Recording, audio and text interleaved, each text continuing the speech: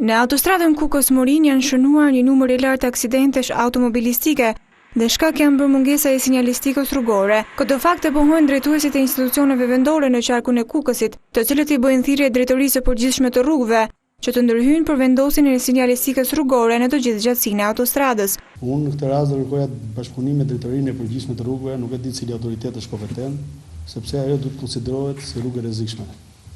Ajo është një rrugë me shumë tendencë, pjerësi, edhe shumë automjete aty, edhe që nuk i shkel një rregullat qarkullimit rrugor, por që janë automjete të rënda kanë pasur probleme.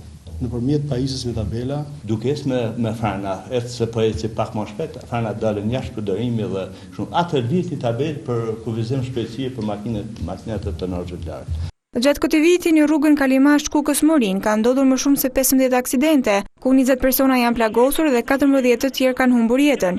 Një ditë më parë në këtë aks u shënuan dhe 3 aksidente me pasojë 6 të plagosur.